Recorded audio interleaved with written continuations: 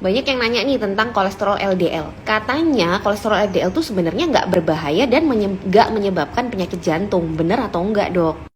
Jadi gini ya, LDL itu adalah kolesterol yang dibawa atau dibentuk di liver lalu dibawa ke seluruh tubuh lewat darah kita. Jadi di darah kita tuh banyak LDL sebenarnya ya.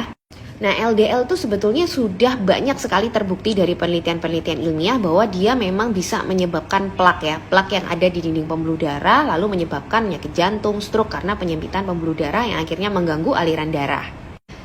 Nah, ini yang jadi kontroversi. Katanya itu nggak begitu karena LDL itu tidak selalu menyebabkan penyakit jantung.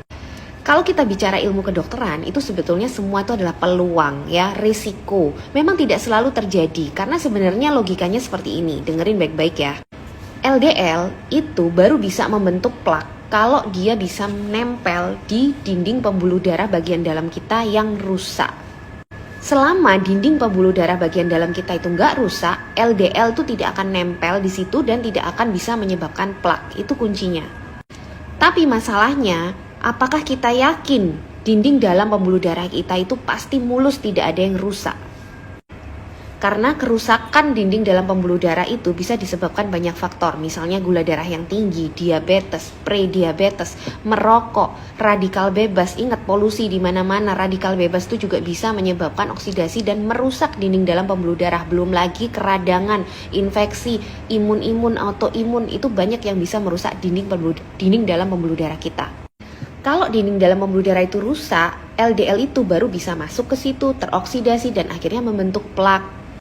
Nah, karena kita nggak bisa jamin pasti ya dinding dalam pembuluh darah kita dari ujung rambut sampai ujung kaki itu pasti mulus semua, nggak ada rusak, ya lebih baik kadar LDL itu dibikin serendah mungkin sesuai target yang dianjurkan yang paling aman.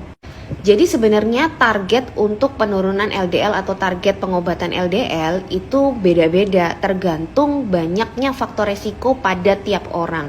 Semakin banyak faktor resiko pada tiap orang, seperti yang tadi saya katakan ya, entah ada diabetes, prediabetes, merokok dan lain-lain itu, nah semakin banyak itu ada di seseorang, maka target LDL itu sebenarnya lebih rendah lagi. Bahkan pada orang yang sudah pernah menderita penyakit jantung koroner, target LDL itu bahkan harus di bawah 70.